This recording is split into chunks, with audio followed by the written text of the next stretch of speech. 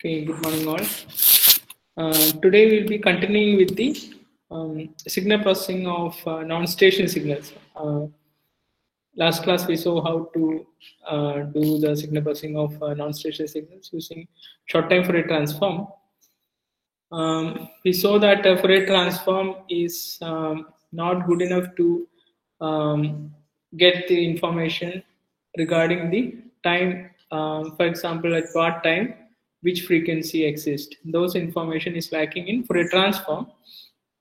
And we saw that when we use short-time Fourier transform, where we window the each of the signals with, say, if you have a window length of 1024 samples, the first 1024 samples you analyze using Fourier transform, and that becomes short-time Fourier transform. So if you analyze these frames, okay, excuse me. Can all of you hear me? Is this video and audio sync? Is there any disruption or internet connectivity problem from my side? Please give me some feedback. It's fine, sir. Okay. So so we saw the basic equations of Fourier transform, then short-time Fourier transform, and we saw that the time frequency resolution is fixed in normal time Fourier transform, because when you have a smaller window size, then you have a large time resolution, but the frequency resolution is lacking. So when you have a larger window in time domain, then you have better frequency resolution, but the time resolution is lesser. You don't get exactly at what time the signal exists. So that problem is there in short-time Fourier transform. Then we saw that we have to have a variable time frequency resolution. For that, we went to wavelet transform. In wavelet transform, we saw the equation where the signal xt, the signal that we want to analyze, is correlated with a finite energy signal called wavelet, which is synonym for small wave. And this kind of small waves, if you correlate with the signal x of t, you find that this kind of small waves, if they are present, you can get a weightage corresponding to that. And when you find the final continuous wavelet transform, you can get at which all scalings you have, which all signals present. So those things we saw at large in the last class. So today we will be continuing with the wavelet transforms. We'll just refresh it, and I'm going to present window now.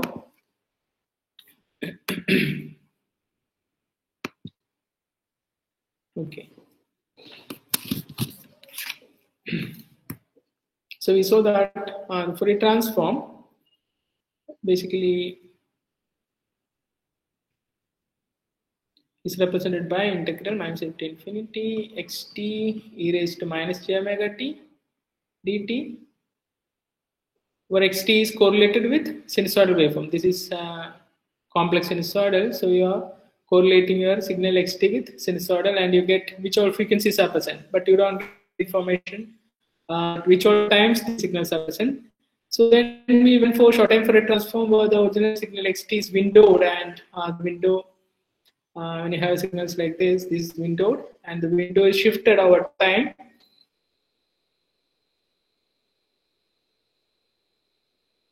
More information about the time at which the signal is present. So for that we used our equation integral minus to infinity xt windowed with, say, w, which is a window that you use. Here the window is a rectangular window. You can use some other kind of windows like this. The windows that you know, Hamming, etc., can also be used. So whichever the window is, let it be represented as w. So wt minus tau, where tau is as tau is, this gets shifted. Then you multiply it with e raised to minus j omega t dt. So basically you are multiplying xt, you are finding when you multiply xt with wt minus tau, you are confining your window to a small area. So when you multiply it with this window, the other signals or the signals beyond these windows are neglected.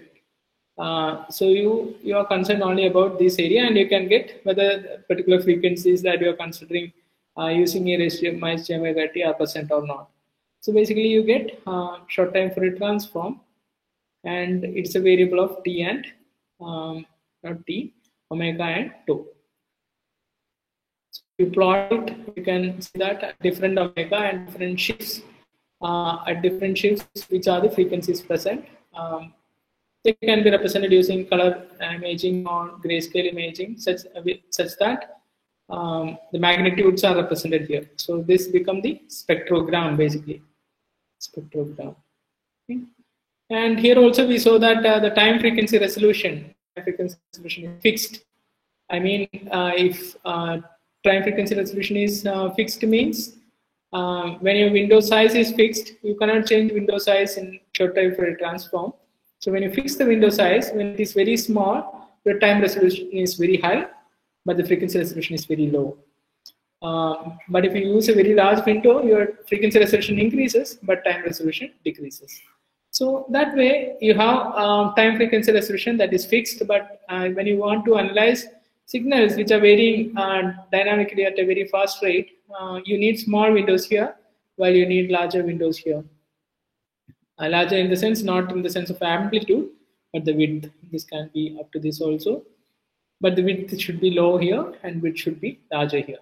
So in those kinds of situations, you need to, you cannot use ordinary short time Fourier transform. You need to go for wavelet transform, where the equation, you have continuous wavelet transform,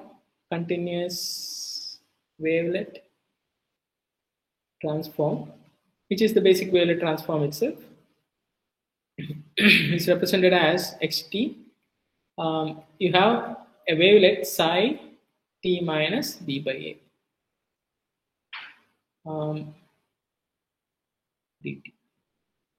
So when you integrate this, as a changes, the scaling changes. So when psi t is a small signal, this small signal, if you take psi 2t, or a is down, so psi t by 2, you get the scale equations. So when you have psi t like this, psi 2t will be something like this, and psi t by 2 will be larger than this, like this. So this way you can get, you can correlate xt with psi t's, psi 2t's, and etc. And here you can see that A is continuous and B is also continuous, so that even psi t minus t by 2.1 is possible. So you can see that these are not integer values. It can take any values. Okay, but this could not be appropriate for designing in a digital system or in a computer. So you need to go for discrete Wavelet transform, where in the case of discrete Wavelet transform, you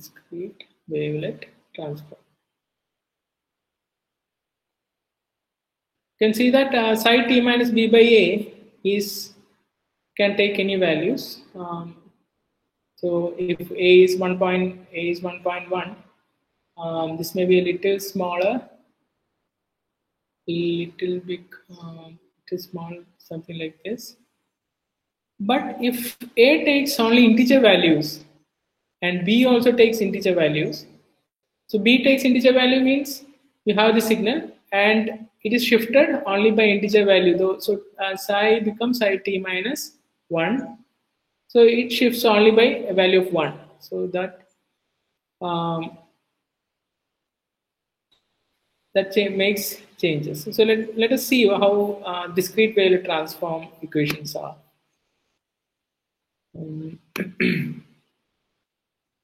Okay.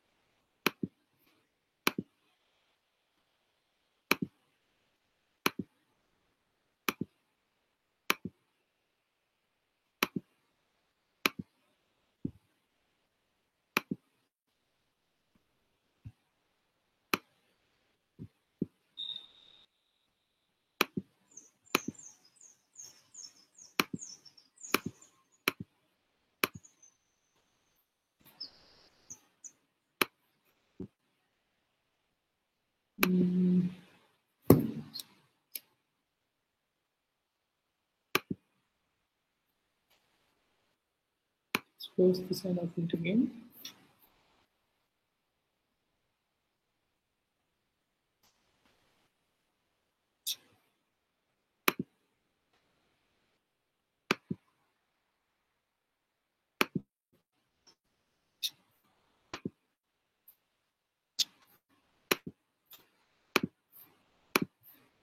Okay. So let us see what is a discrete wavelet transform.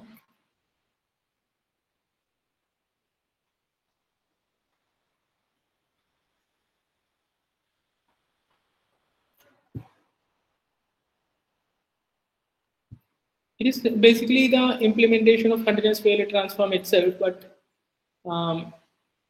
suitable for a digital device or a computer. You know that DFT, discrete Fourier transform, is a sample version of discrete time Fourier transform. When you have discrete time Fourier transform, which repeats in every 2 pi interval,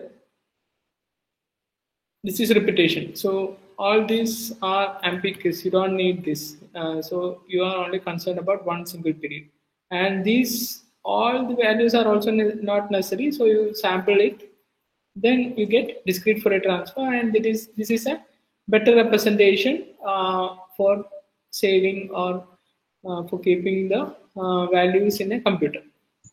Similar to that, when it comes to discrete wavelet transform, what you do is your equation, basic continuous wavelet equation, integral minus t infinity xt psi t minus b by a dt, where you get capital, if it's capital X is the continuous Fourier transform, it's a function of a and b.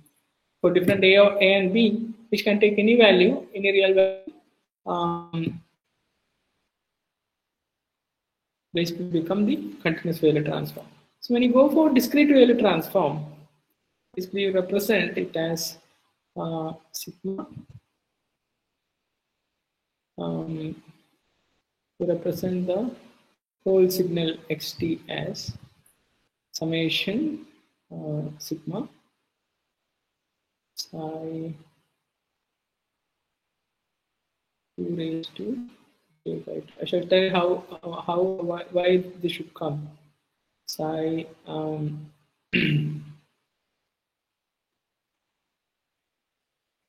shall tell what this phi is also, what it is. Phi 2 raised to jt minus k. And k varies from 0 to infinity.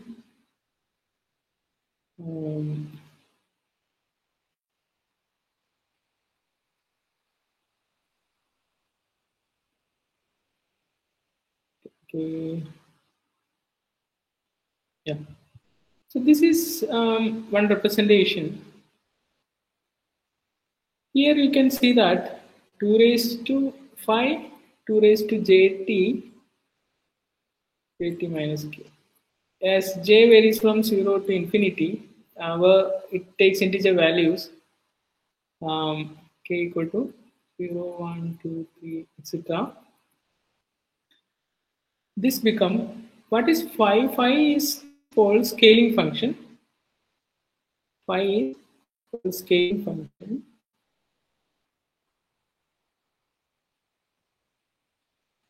We shall tell why do you need psi t. And psi t is called wavelet function. Psi t that we have already seen. Psi t we have seen here. It is wavelet function. So why do you need another function called scaling function? We shall see that.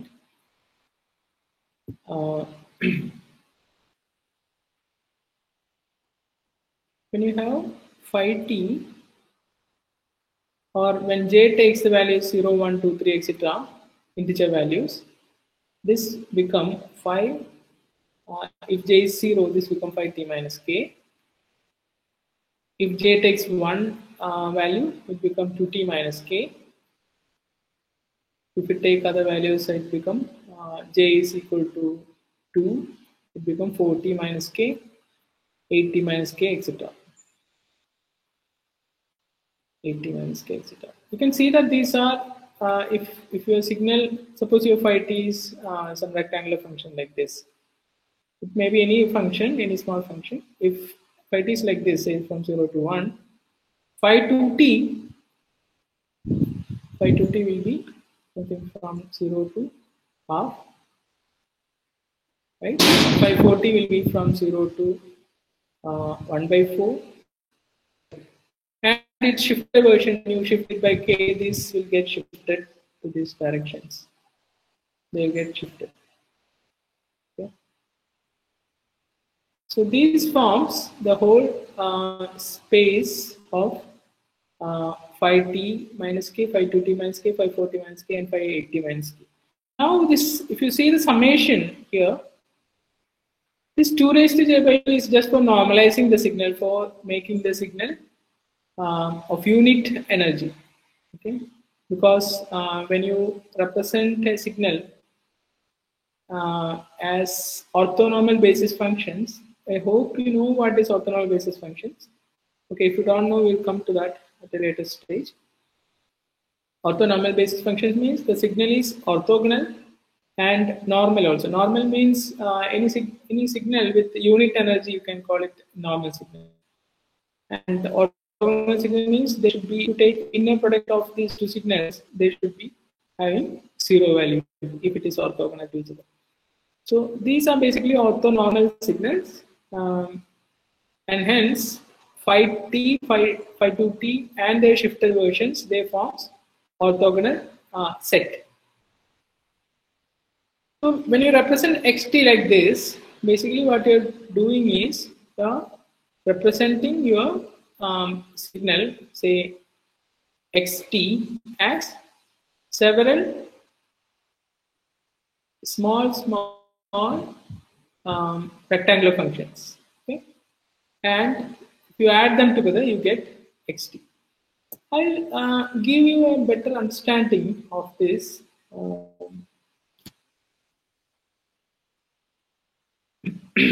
Okay, suppose I draw a man with squares. Okay. Let us consider it as a two-dimensional problem.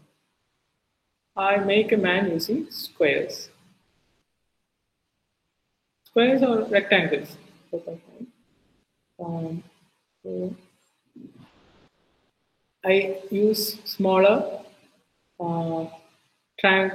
smaller rectangles for wheels, and probably for legs I'll use rectangles like this. Okay. So I'll use another rectangle like this, another rectangle like this, another rectangle like this. So you can see that I have used larger rectangles, which are possibly represented using these larger rectangles. And I have smaller rectangles which are scale versions, maybe 580K, 516K, 532K, etc.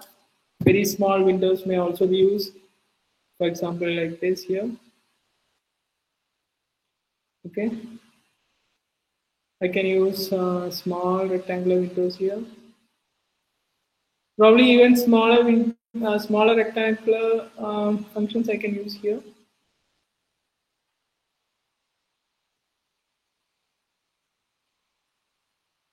Okay, and I'm using rectangles here. Rectangle here. Rectangle here. So I can probably small buttons. All these are rectangles. Okay, this is a representation of a human being.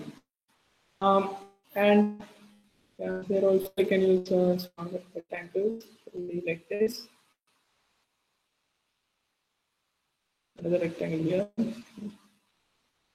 Okay, so this is a man made of rectangles, and these there are. If you see the rectangles, I can make a man like this also, just like this.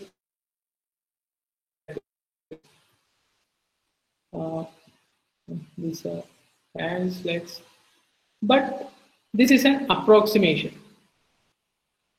When I start giving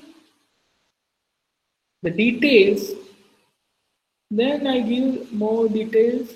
These hairs, these are minute details. So when I add these small minute details, it becomes more clear. Okay. I hope you would have seen downloading figures from internet, or when you click on a figure on an internet, you see how it appears.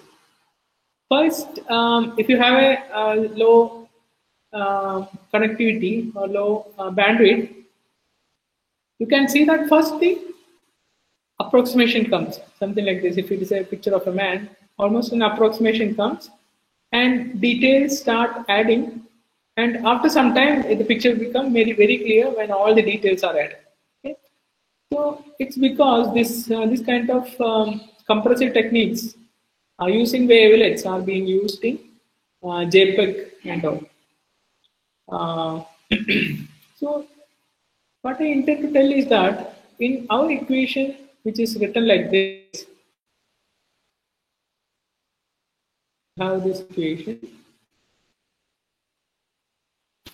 5t 5 to raise to j minus k 2 raised to j by 2. 2 raised to j by 2 is basically root of 2j, which is basically normal from normalizing purpose.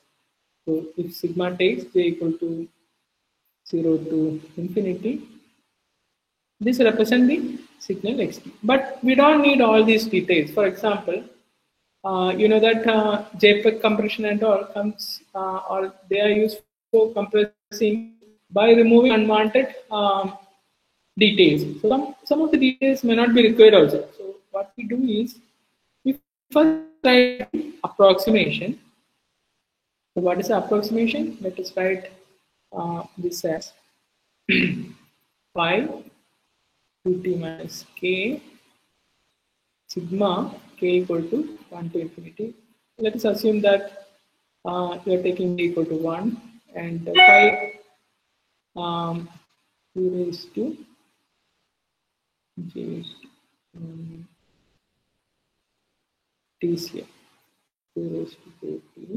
So 2t minus k, or you can put j equal to 0 here. So in that case, this becomes 5t minus k. Okay.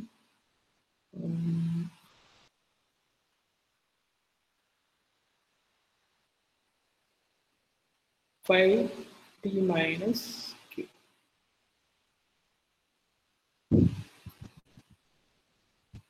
You put j equal to 0, this becomes 5t minus k.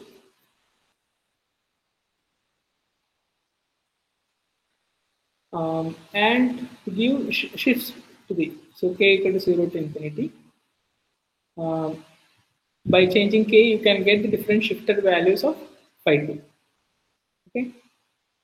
So what I mean is, you use just 5t and the shifted version. So you use particular size of 5t. In this case, if you take say 5t of this shapes, smaller details will not be available. You just have the larger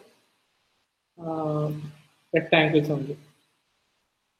So if you are using just 5t minus k and the shift 5t and the shifter versions, you get an approximation. Now you need to add the details. So how will you add the details? You put j equal to 1 to infinity, k also from varying from say 0 to infinity. You put 2 raised to j by 2 psi t minus k. So instead of phi, use psi. Phi and psi, they are related. They are related to each other. Using phi, you can construct psi. So psi t is basically a function of phi t itself. A function of phi t. I will write like this. So psi t is a function of phi t. Sometimes phi t, if it is something like this, phi t and the shifted version, shifted and time reverse version like this, if they are added together, you get psi t. I'm giving some examples. So psi t is basically can be generated using phi t. So if you have this kind of functions, then you get the original x of t, where you have the approximation represented like this: sigma k equal to 0, phi t minus k. This is the approximation, and these are the details. Mostly you need to have 2 or 3 levels of details. So that what I mean means you need 1, 2, 3, etc. Say up to the 2, 1, 2, 3, or 4 maximum. If you have all just 3 or 4 levels like this, you can add them together and get almost the signal x of t. You may not require 5, 6, 7, etc. up to infinity. This may not be required. With 2 or 3 or 4 levels, you can almost represent psi of t, x of t. So by that way, you can get compression using Wavelet transform. By this way, you can remove noises which are of very small values and mostly represented in the detail level rather than approximation level. So sometimes when you remove all these 5, 6, 7, etc., noises are also automatically removed. So this way you can get denoising also using Wavelet transform. So these are the advantages of Wavelet transform. So these are the basic equations regarding Wavelet transform. And this Wavelet transform, which is which can be conveniently implemented in computer, is called discrete Wavelet transform, rather than continuous Wavelet transform, which cannot be implemented in computer because you have lots and lots of shifts and scalings, which is not possible to be implemented in a computer. So when you go for the shifts in time domain, you can see that at a particular shift, you maybe if phi t or psi t that you select something like this, when you go for next level, it becomes almost like this. So it will be like this, which is having higher frequency. So higher frequency components are obtained using this. And when you go for next level of details, even the half portion of this, it becomes the next phi t. So this could be phi 2t, could be phi 4t. And when you give different shifts, it becomes phi tk, phi 2t minus 1, phi 4t minus 1, etc., which are the shifted versions that you can get here. So using this, you can get high frequency components or the details. And once you fix this approximation, you can get more details from this phi 2t, phi 4t, phi 8t, phi 16t, etc. So these are the fundamentals of discrete Wavelet transform. And this is implemented